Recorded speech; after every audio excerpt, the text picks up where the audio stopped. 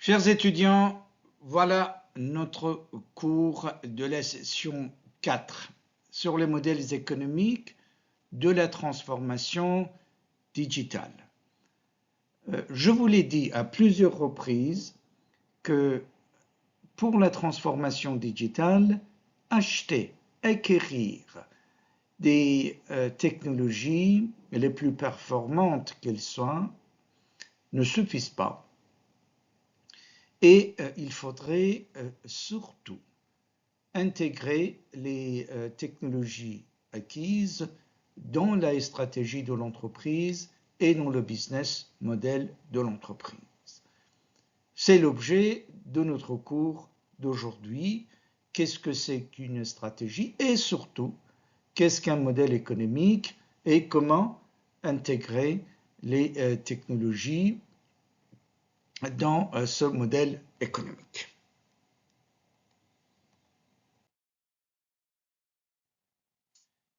Et comme d'habitude, je vous présente mon contrat pédagogique avec vous. Les objectifs pédagogiques.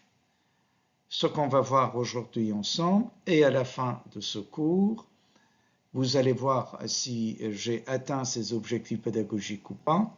On va comprendre la vision stratégique, on va comprendre le modèle économique orienté intelligence artificielle, on va comprendre les différentes composantes du modèle économique et on va voir comment ça peut contribuer à la transformation digitale dans l'entreprise. Nous avons le même format pour notre agenda.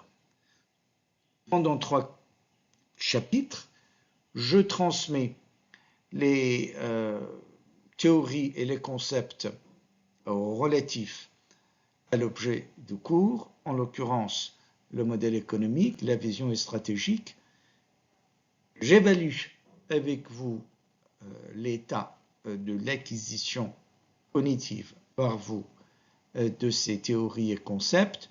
Et puis, finalement, si vous avez bien compris, si l'évaluation de la compréhension des concepts et théories est correcte, nous passons travailler en atelier pour la préparation, pour la continuation du projet collectif et je serai surtout votre coach à partir de l'atelier.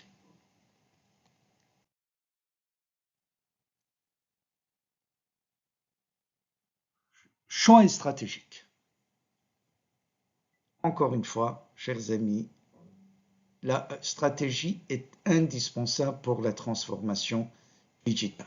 L'acquisition de la technologie nous suffit, point. Déjà, qu'est-ce qu'elle fait la stratégie? Il faudrait bien comprendre à partir de quand la stratégie est entrée dans la pensée économique et bien évidemment dans la pensée des sciences de la gestion.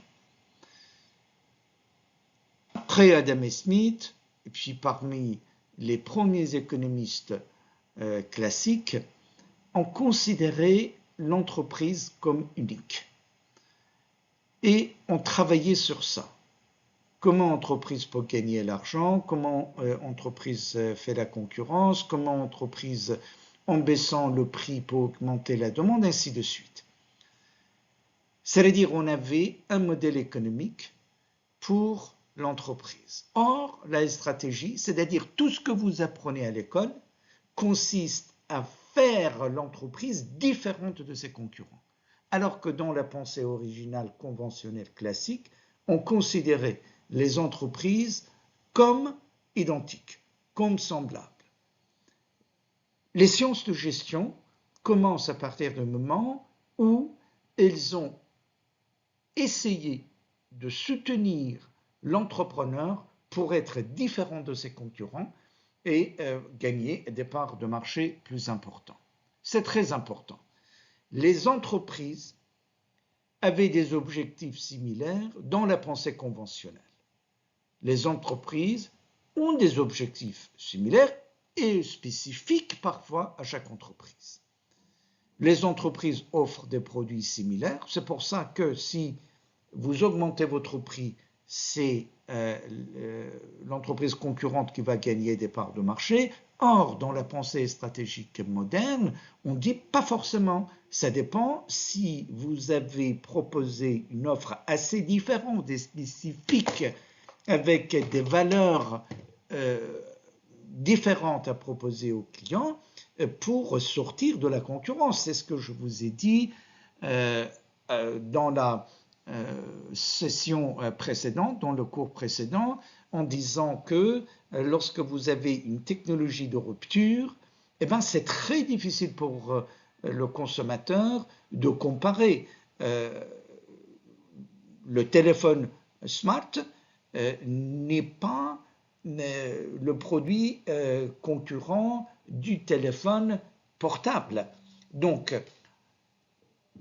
toute votre tâche dans cette école et puis après en entreprise consiste à dire comment je peux faire pour enlever ce pouvoir de me comparer avec mes concurrents des mains du consommateur. Comment être différent? Donc la stratégie est pour cela. Des décisions rationnelles, bien évidemment, dans la pensée économique. Des décisions sont toujours rationnelles, mais avec des raisons différentes. Vous pouvez accepter, par exemple, dans votre stratégie, il y a plusieurs de mes étudiants qui travaillent dans leur recherche sur ça. Est-ce qu'un argument vente peut être une stratégie dominante? C'est-à-dire l'entreprise peut parfois accepter d'avoir un profit moins important, mais pour s'aligner sur des valeurs importantes pour l'entreprise. Donc, le prix dans la pensée économique conventionnelle est extrêmement important parce que les produits se ressemblent et donc, bien évidemment, le consommateur achèterait le produit du concurrent qui vendrait moins cher. Je ne dis pas que le prix n'est plus important, mais plus la stratégie consiste à différencier le produit, plus le prix ne serait pas le seul déterminant de la décision d'achat du consommateur. Voilà, maintenant vous avez une meilleure idée de ce que c'est que la stratégie. Continuons, parce que la transformation digitale est une décision stratégique. La première chose que dans la décision stratégique faudrait faire, c'est quels sont les atouts, quels sont les dangers. Vous avez deux analyses à faire, deux types d'analyses pour comprendre votre position stratégique. Premièrement, les forces et les faiblesses internes, c'est-à-dire les facteurs que vous contrôlez.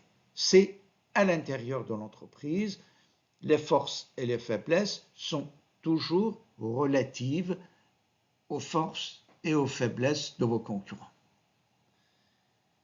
Il y a des facteurs que vous ne contrôlez pas. Ce sont des facteurs à l'extérieur de l'entreprise, mais qui influencent le déploiement de vos opérations et de vos stratégies sur le marché. On les appelle les opportunités. Si vous avez le vent en poupe, si le vent brise en votre faveur, dans votre direction, on les appelle menaces. Si vous n'êtes pas préparé pour ces facteurs incontrôlables venant de l'extérieur. Une fois que vous connaissez vos forces et faiblesses par rapport à la concurrence, une fois que vous connaissez les opportunités et les menaces venant de l'extérieur que vous ne contrôlez pas, eh bien, vous dites qu'est-ce que je peux faire? vous avez une série de décisions possibles pour vous en tenant compte des forces et des opportunités et en évitant, autant que faire se peut, les menaces extérieures et les faiblesses intérieures. Et une fois, parmi les stratégies possibles, vous optez pour votre stratégie. Voilà le processus stratégique d'une manière générale. La démarche que je viens de vous expliquer, on l'appelle l'analyse SWOT ou POWS. Ça dépend comment vous le dites de chaque côté. Si vous commencez par l'analyse interne, SW, c'est strength, force, weakness, faiblesse. On passe à l'environnement extérieur, O, opportunity, T, threat. Donc vous pouvez commencer également par l'analyse externe. Donc vous commencez par, lisez bien, TOWS, threat, opportunities, et à l'intérieur de l'entreprise, weakness, strength, faiblesse et force. Une fois que vous connaissez les forces et les faiblesses à l'intérieur de l'entreprise et les opportunités et menaces à l'extérieur de l'entreprise, eh bien c'est très simple. Comment faire? De faire le levier de vos forces pour saisir l'opportunité à l'extérieur, tout en évitant autant que faire se peut vos faiblesses et les menaces sur le déploiement de votre stratégie. Parce que parfois, vous pouvez éviter une faiblesse, mais parfois, vous ne pouvez pas. Si c'est une faiblesse, c'est que vous ne pouvez pas être stratégique. Si, par exemple, dans le foot, vous n'avez pas des joueurs qui courent vite, vous ne pouvez pas aller très loin. Il faudrait comprendre, est-ce que c'est une faiblesse que vous pouvez contourner ou est-ce que c'est une faiblesse qu'il faudrait remédier aussitôt que possible? Je vous laisse lire un petit peu les différents exemples des facteurs internes et des facteurs externes. Je dis encore une fois, des facteurs internes, vous les contrôlez, vous êtes censé les contrôler, et il y a des facteurs externes que vous ne contrôlez pas. Les points positifs de l'analyse interne, on les appelle les forces de l'entreprise. Les points négatifs, on les appelle les faiblesses de l'entreprise. Et puis à l'extérieur, parmi les facteurs que vous ne contrôlez pas, si l'analyse dit il y a quand même des points positifs, vous les appelez opportunités à saisir, et s'il y a des dangers pour vous, vous les appelez les menaces. Je vous laisse lire, ça serait barbant que je lise point par point ces éléments que vous avez sous les yeux, mais ça vous donne une idée. Je vous laisse lire, lisez rapidement s'il vous plaît.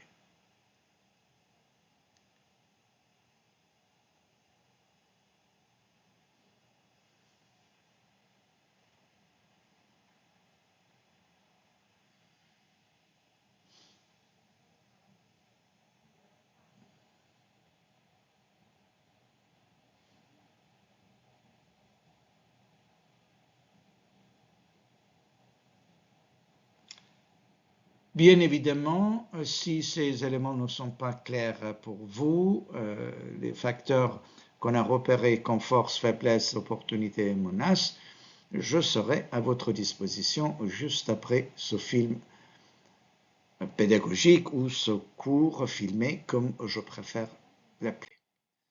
Une fois, j'ai fait une petite mission avec un groupe sur pour mes étudiants, pas directement, une mission pédagogique. Et on a analysé avec mes étudiants les facteurs positifs, négatifs, internes, externes, pour la division santé de la grande société multinationale Bayer, et l'entreprise était très contente du travail de mes étudiants. Je vous laisse regarder également, plus vous êtes vers l'extérieur, plus c'est positif, vous êtes vers le centre, c'est négatif pour les entreprises. Donc en fonction de ça, Bayer peut se faire une idée de ses forces et des opportunités du marché, et de ses faiblesses et des menaces du marché. Que faut-il faire une fois que vous avez repéré, après votre analyse stratégique, les forces et les faiblesses à l'intérieur de l'entreprise, et les opportunités et les menaces à l'extérieur de l'entreprise? C'est très simple. Vous devenez marieur. Vous mariez les forces, strength, avec les opportunités. Opportunities. Et vous essayez d'éviter vos faiblesses et les menaces, threats. Comment appelle-t-on les différentes alternatives stratégiques possibles? Dans le meilleur des cas, votre force est capable de saisir les opportunités. Appelons ça stratégie maxi-maxi. Vous êtes vraiment en position de force par rapport à vos concurrents. Si vous avez une force, mais qu'il y a une menace sur le marché, attention, vous avez une force, mais la menace est négative pour vous. Est-ce que vous pouvez vaincre, contourner cette menace? C'est une question qui vous est ouverte. Appelons ça maxi-mini. C'est-à-dire, vous avez une force maxi. Je commence par la force à l'intérieur de l'entreprise, mais à l'extérieur, il y a un négatif, un mini. On appelle ça une menace. Le contraire peut arriver également. Et il y a une occasion à l'extérieur, une opportunité, vous en êtes ravi. Ah, mais tiens, malchance, vous n'avez pas la force de l'utiliser, de saisir cette opportunité exceptionnelle sur le marché. Appelons cette stratégie les stratégies mini-maxi. La quatrième option, c'est vite fait. Donc, si je n'ai pas de force et que je souffre d'une faiblesse, eh bien, à l'extérieur, il y a également une menace à éviter à tout prix. Il y a des études qui montrent que parfois, c'est l'amour-propre, c'est l'ego des entrepreneurs, des patrons d'entreprise, les pousse vers un face-à-face, une confrontation dans cette situation-là. Gérer une entreprise, déployer une stratégie n'a rien à voir avec ces contrariétés, ces problèmes psychologiques internes, évitez-les. Chers étudiants, je ne vous explique pas cela parce que vous êtes censés les connaître. J'ai vérifié encore une fois, dans le cours de stratégie que vous avez déjà eu, on vous a expliqué les matrices stratégiques. Je dis tout simplement, donc, et vous êtes censés les connaître, donc rafraîchissez vos mémoires, jetez un coup d'œil. Il y a maintenant des tas d'explications, des tas de films extrêmement intéressants sur YouTube pour les expliquer. Vous êtes censés rafraîchir vos mémoires. Ça fait partie pas de mon cours, parce que c'est un prérequis pour mon cours. Donc, je l'explique très très rapidement, mais à vous de rafraîchir vos mémoires. Dans tous ces modèles, dans tous ces modèles matriciels, vous avez, c'est ce que je vous ai dit, vous avez sur un axe l'analyse externe et sur un autre axe, vous avez l'analyse interne. Mais dans chacune de ces matrices, il y a quelques éléments de l'analyse interne qui sont mis en relief et quelques éléments de l'analyse externe qui sont mis en relief. Par exemple, pour Arthur D. Little et un petit peu pour McKinsey, extérieurement, ce qui est opportunité, c'est un taux de croissance galopant du marché, et ce qui est menaçant, c'est un marché qui se rétrécit ou qui se ferme, parce que dans ce cas-là, la concurrence va être atroce. Pourquoi? Parce que la concurrence ne peut se faire que sur les positions des concurrents. Alors que lorsque le marché se développe, vous pouvez acquérir, vous pouvez augmenter votre part de marché sans entrer en conflit, en face à face avec les concurrents. Donc, encore une fois, s'il vous plaît, rafraîchissez vos mémoires sur ces analyses matricielles.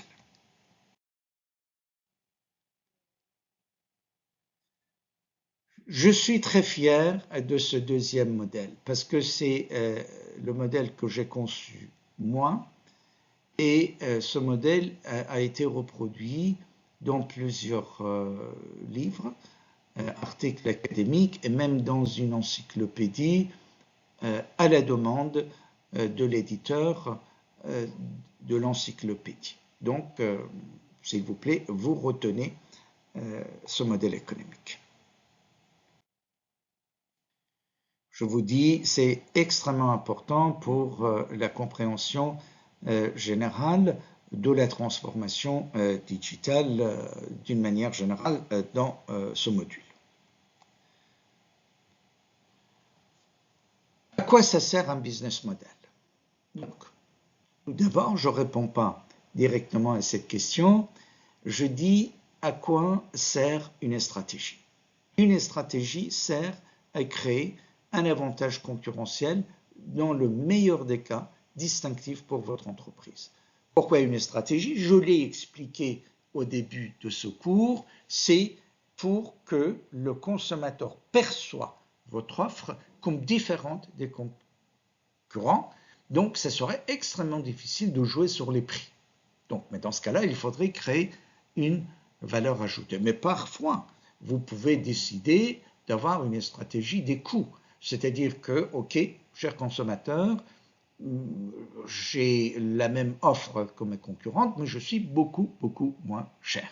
Très bien. Par exemple, Lidl, par exemple, les centres Leclerc, par exemple, plusieurs discounters jouent sur ça.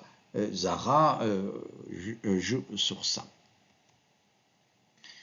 Mais une stratégie ne vaut rien tant qu'elle est sur papier. Il faudrait la mettre en œuvre. C'est-à-dire, il faudrait que les opérations traduisent la pensée stratégique. Or, ces opérations ne se déploient pas automatiquement. Ce n'est pas parce que vous avez une stratégie claire que les opérations se déploient. Pour ça, vous avez besoin d'une logistique, vous avez besoin des éléments, vous avez besoin des compétences, ainsi de suite. Je vous donne un exemple. À la fin de l'année prochaine, vous décidez de faire une fête de la désintégration. Vous allez vous séparer, vous dites, et si on fêtait ça? Donc, stratégie, avoir une soirée, un boom international, multinational, très différente, etc. Voilà. Donc, voilà comment notre soirée de la désintégration sera différente de toutes les autres écoles de commerce. Formidable. Eh bien, quand est-ce qu'on va faire une telle date? Mais c'est très bien, on va danser, on va chanter, on va manger, on va boire extrêmement peu d'alcool et surtout on va boire de l'eau, parce que lorsqu'on danse, on a soif. Mais de quoi on a besoin? C'est un business model qui définit ça. On a besoin, je simplifie, d'une grande salle, on a besoin d'un DJ, on a besoin de 2 ou 3 enceintes, on a besoin d'une grande table, on a besoin d'un traiteur, on a besoin de je ne sais quoi. Vous les définissez. C'est ça un business model.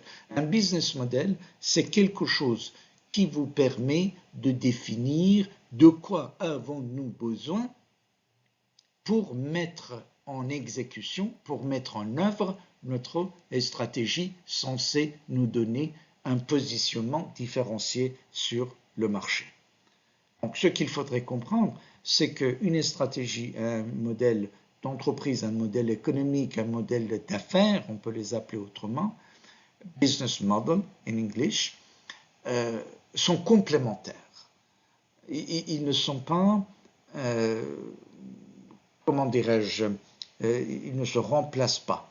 Donc, il faudrait avoir les deux dans une entreprise. Définissons un petit peu plus ce qu'est un business model. Qu'est-ce que c'est qu'un modèle? Un modèle, d'une manière générale, lorsque vous utilisez ce mot, un modèle, ça veut dire quoi? Ça veut dire que un modèle propose une certaine relation ou une série de relations entre les différents éléments, entre les différentes variables.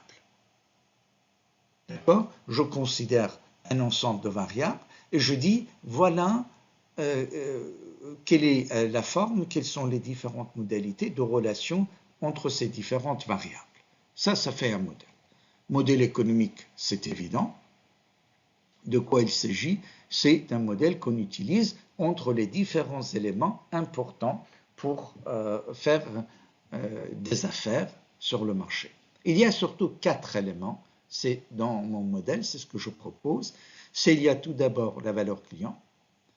Deuxièmement, comme un saint, dans les affaires, vous essayez de satisfaire votre prochain, à cette différence qu'un saint peut-être ferait ça pour Dieu, vous faites ça pour un revenu en retour. Donc, c'est source de revenus. Et donc, vous ne pouvez pas faire ça sans rien. Vous avez besoin des technologies et compétences. Et c'est là que le business model est extrêmement important pour la transformation digitale. Et vous avez besoin d'une gouvernance d'un écosystème parce qu'une entreprise ne travaille plus par elle-même.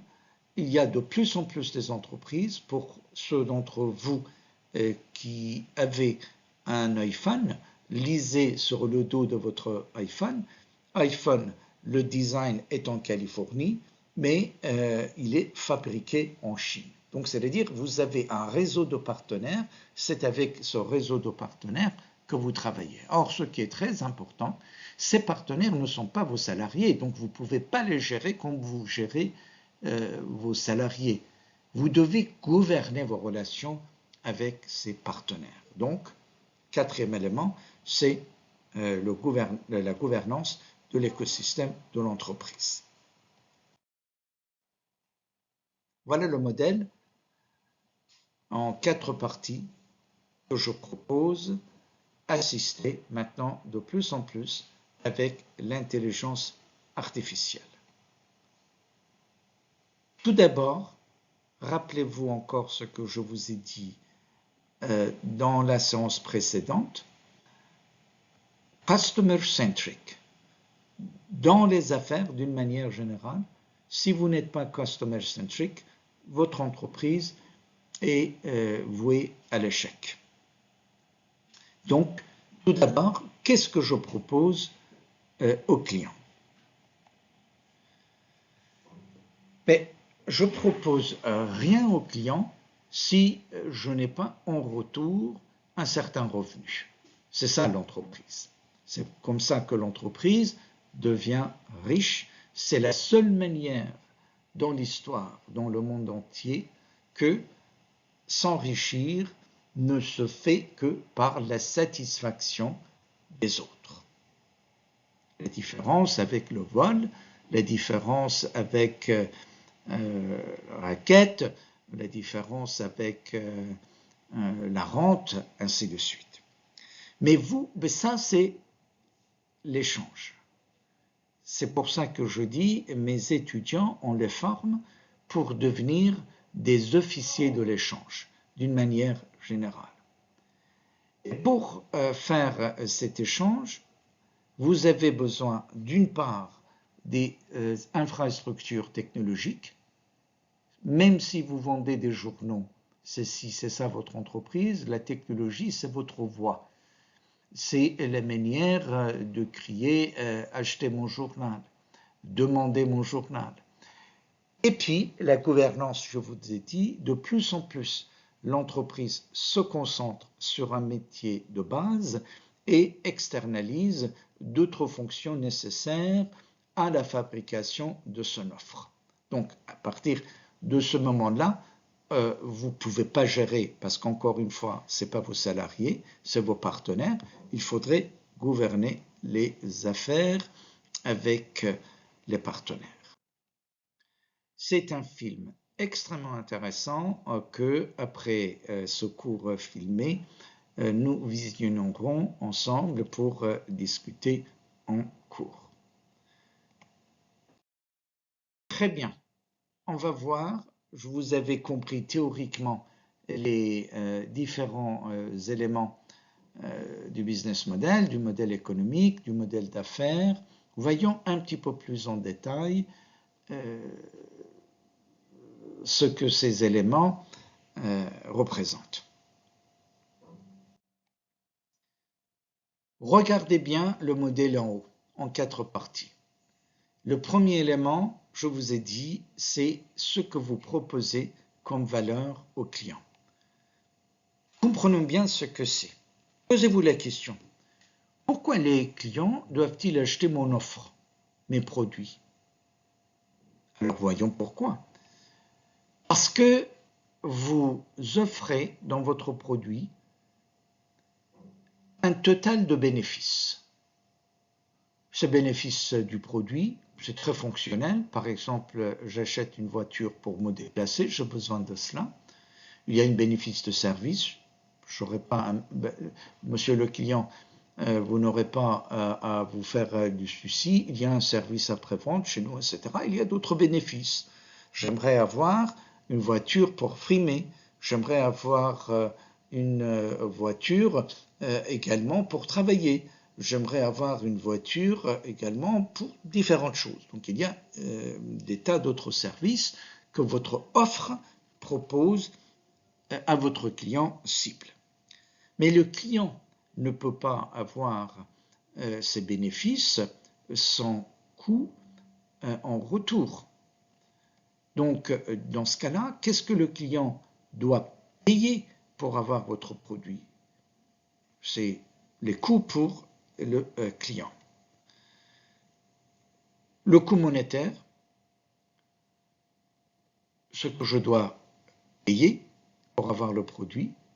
Coût auxiliaire, il faudrait que j'y aille dans le magasin, je mets du temps, et il faudrait que je paye l'essence, il faudrait que je me gare et je paye pour me garer, le parking, ainsi de suite. Il y a d'autres coûts. Si j'achète par exemple un ordinateur, il y a d'autres coûts. Je dois acheter également une sacoche, une batterie, ainsi de suite. Mais il y a des coûts également non monétaires. Je m'inquiète, je ne sais pas acheter une voiture, je ne connais pas. Des efforts, des recherches d'informations, tout ça, ce sont des coûts d'une manière générale. Ça fait un total des coûts pécuniaires et non pécuniaires. Or, de 3 choses l'une. Si le total des bénéfices est inférieur au total des coûts, vous n'offrez pas de valeur client et le client n'achèterait pas votre produit.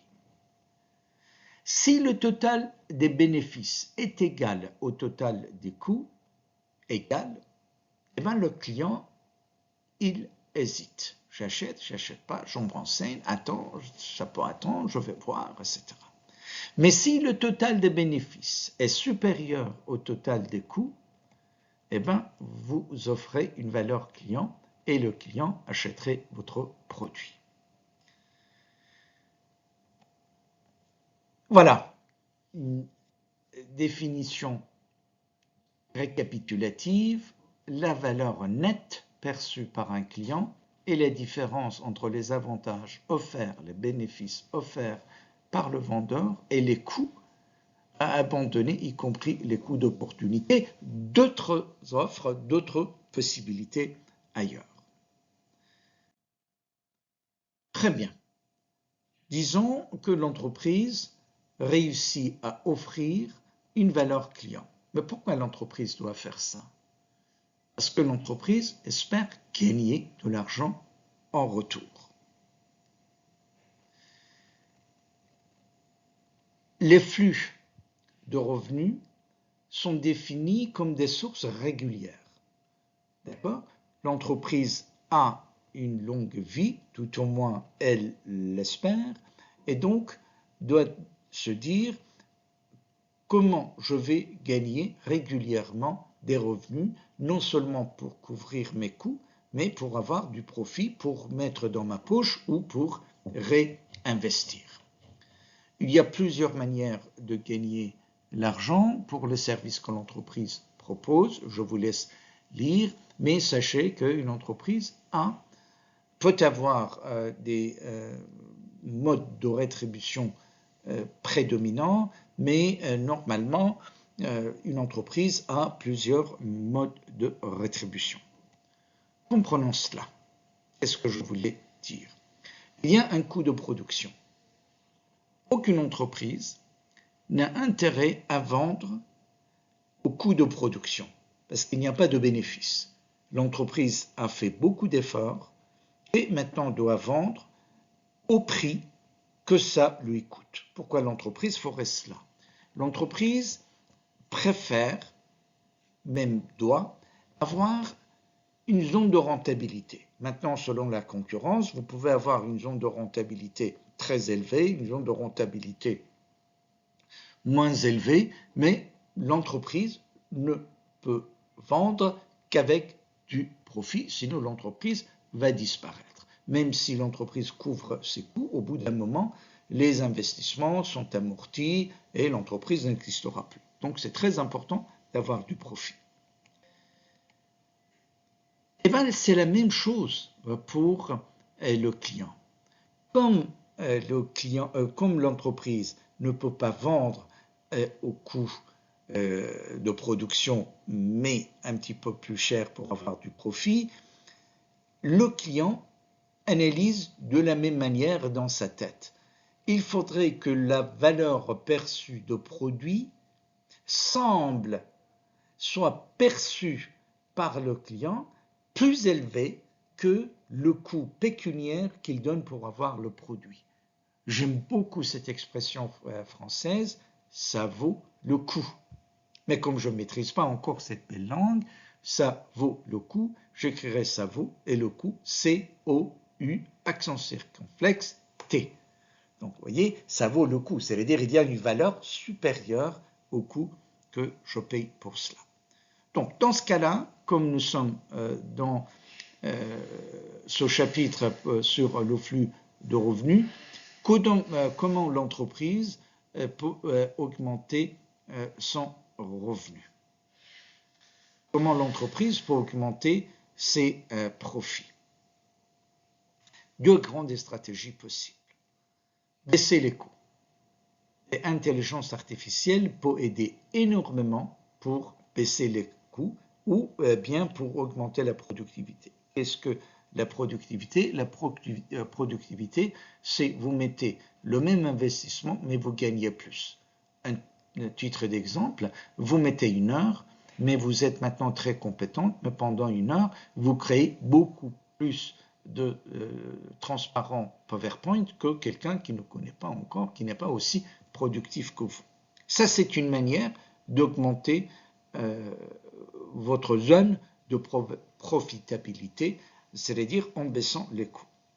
L'autre manière, c'est vous pouvez étendre votre marge si votre produit est différent, comme si iPhone était, dont le prix était d'un coup supérieur de loin à un téléphone portable. Mais comme le produit était unique sur le marché, l'entreprise se permettait d'avoir une marge importante. Ou bien vous pouvez étaler la part de marché en allant, par exemple, vendre dans d'autres pays. Et voilà pour le deuxième élément, la deuxième composante du modèle économique. Les technologies. Vous ne pouvez pas faire l'échange s'il n'y a pas de technologie qui soutiendrait vos opérations pour faire l'échange.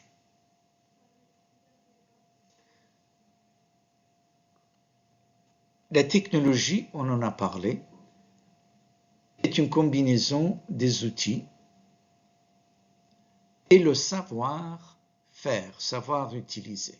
Les outils n'est pas que des outils durs, hardware, mais c'est également, ça peut être des programmes logiciels. Sait-on les utiliser? Donc c'est pour ça que vous avez également les compétences. Mais ces technologies, nous sommes dans la transformation digitale, ces technologies ne sont pas que des technologies. Ces technologies doivent étendre les capacités, les compétences de l'entreprise d'une manière générale pour, c'est ce que je vous ai dit précédemment, augmenter votre productivité afin d'avoir une meilleure profitabilité, ou bien soutenir l'innovation au sein de votre entreprise pour avoir une marge encore plus importante et gagner encore plus de profit. Donc, plus vous donnez valeur client avec vos technologies, plus vous augmentez votre revenu. Rappelez-vous, dans la séance précédente, les différentes technologies intégrées dans la transformation digitale que nous avons étudiées qui permettaient de soutenir la valeur client et donc pour plusieurs entreprises, ce qui permettait d'augmenter la profitabilité. Nous avons étudié cela dans la séance précédente. Allons dans le dernier élément du business model, c'est l'écosystème et la gouvernance de l'écosystème. Regardez, les entreprises de plus en plus se concentrent sur des compétences de base et externalisent le reste. C'est beaucoup plus économique. C'est la division du travail. Donc Adam Smith a commencé l'économie avec cela, en disant que chacun doit se concentrer sur ce qu'il sait faire très bien, et puis après, travailler avec les autres. L'échange commence à cela. Les cyberespaces, c'est-à-dire le digital, permet d'avoir des entreprises, des écosystèmes encore plus étendus, parce que vous pouvez travailler avec des partenaires très très loin. Ce cours qui est sur YouTube, ça m'est déjà arrivé, il y a des étudiants en Afrique latine qui ont trouvé ça intéressant et qui écoutaient.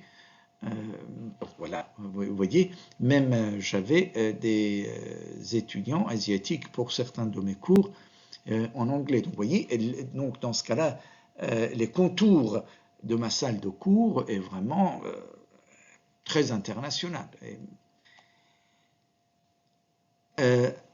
Les parties prenantes de cet écosystème sont de deux types. Des parties prenantes qui ont des relations commerciales avec moi. On vend, on achète. Mes fournisseurs, mes revendeurs, etc. Mais comme mon écosystème s'agrandit de plus en plus, il y a également des parties prenantes qui influencent ma stratégie et qui sont influencés mes stratégies, mais qui n'ont pas de rapports commerciaux avec moi. C'est par exemple des gens qui disent, écoutez, est-ce que je suis membre d'une association pour les égalités et est-ce que vous avez assez de femmes dans votre entreprise, assez des travailleurs internationaux dans votre entreprise? C'est ce qui se passe dans notre école par ailleurs. Pour les accréditations, combien de professeurs non français avez-vous? Des professeurs internationaux. Pareil pour les étudiants. Donc, vous voyez, c'est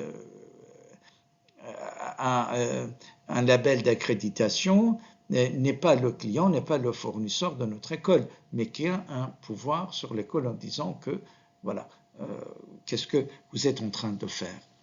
Donc, l'entreprise ne peut pas gérer ces parties prenantes non salariées, parce qu'ils ne sont pas salariés. L'entreprise doit faire la gouvernance de ces parties prenantes. C'est pour ça que maintenant, la gouvernance et des partenaires dans l'écosystème est extrêmement importante pour l'entreprise. Regardez un exemple, je vous donne ici, c'est dans le cyberespace, c'est très développé ça maintenant. Nous en avons parlé également dans la séance précédente, SaaS, c'est Software as a Service. L'entreprise externalise tous ces programmes logiciels à d'autres partenaires qui vont prendre en charge pour l'entreprise. Vous pouvez Platform as a Service, vous pouvez avoir carrément une plateforme qui serait gérée par une autre entreprise. C'est votre activité, mais c'est une autre entreprise qui gère ça. Ou infrastructure, c'est-à-dire vous ne les achetez pas, mais vous avez parfois, pour vous donner un exemple que vous comprendrez parfois, c'est ces lieux où vous pouvez aller et louer un bout de la table, du bureau, pour 2 heures, 3 heures, 4 heures, et vous travaillez. Donc, vous voyez, il y a une infrastructure qui est à votre disposition. Et voilà, nous sommes arrivés à auto-évaluation. S'il vous plaît, avec une franchise totale, jetez un coup d'œil sur cette grille d'analyse et dites si les concepts importants, les théories importantes de ce cours, vous les connaissez, vous les avez compris, sinon il n'y a pas de problème, vous passez me voir, je serai ravi de les voir avec vous de nouveau. Mais comprendre ces concepts et théories sont importants, extrêmement importants, pour savoir préparer le chapitre 4 de votre projet avec minutie et expertise.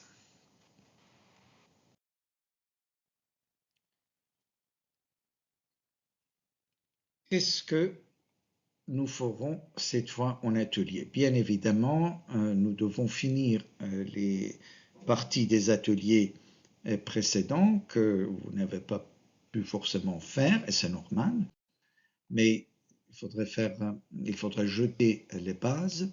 Mais pour cette fois en particulier, à la séance 4, voilà ce que les équipes sont censées préparer. Chaque équipe étudie l'impact de l'intelligence artificielle sur le modèle économique d'une entreprise dans un secteur sélectionné. Tout simplement, c'est très simple. Vous dites, voilà le business model que je vous ai présenté, ce modèle-là, comment l'intelligence artificielle a modifié, a influencé chaque élément du business model, c'est-à-dire la valeur client, c'est-à-dire le flux de revenus, c'est-à-dire les technologies, parce que l'intelligence artificielle est un concept, est un terme abstrait. Concrètement, comment l'intelligence artificielle s'est concrétisée en des technologies utilisées dans le business model. Et également, comment l'entreprise fait la gouvernance de son écosystème avec l'intelligence artificielle dans le cyberespace. Je vais vous donner quelques exemples et je vous prie, s'il vous plaît, de regarder. Je donne des exemples très précis pour chaque partie. Cat, qui était Carter Pillar, je vous laisse lire, s'il vous plaît. Comment cette entreprise a utilisé le digital basé sur l'intelligence artificielle pour proposer une valeur client plus élevée à ses clients B2B, professionnels. Je vous laisse lire avec concentration. Le concept jumeau numérique est terriblement important. Comprenez ce concept. C'est l'entreprise crée, allez, disons comme cela, une maquette digitale d'un univers dans laquelle le client peut imaginer les différentes possibilités, les différentes combinaisons des produits CAT. Par exemple, un grand chantier. Ce grand chantier sera reproduit digitalement et donc on va voir avec quel produit de CAT, comment je peux gérer mon chantier. Lisez.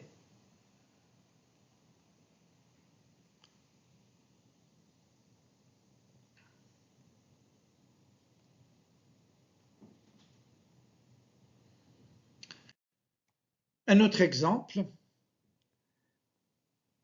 toujours pour la proposition de valeur pour le client. J'aime beaucoup cela. S'il vous plaît, ne ratez pas cela. Lisez-le bien. C'est extrêmement important.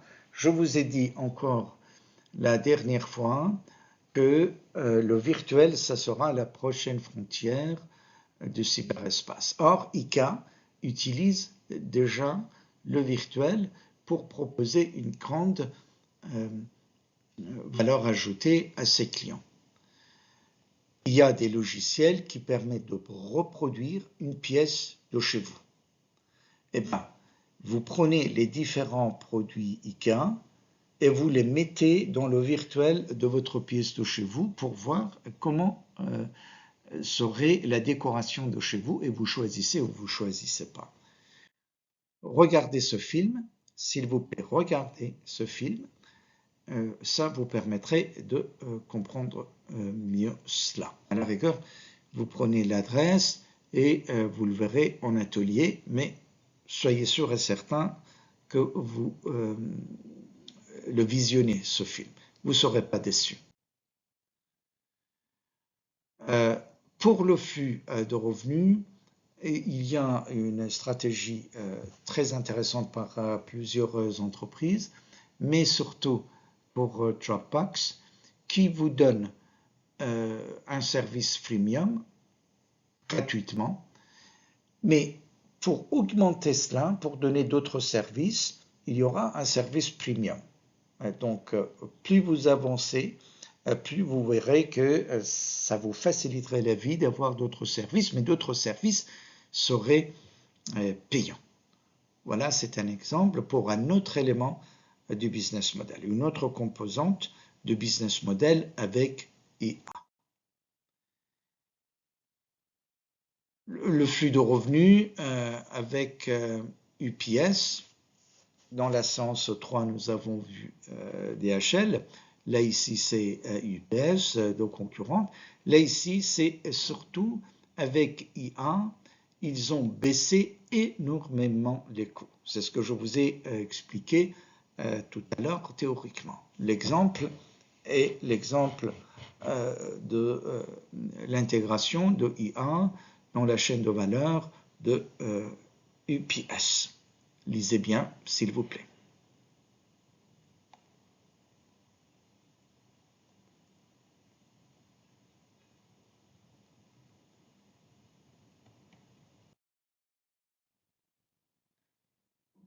Et voilà, encore un modèle que vous avez ici, c'est externaliser les technologies d'IA.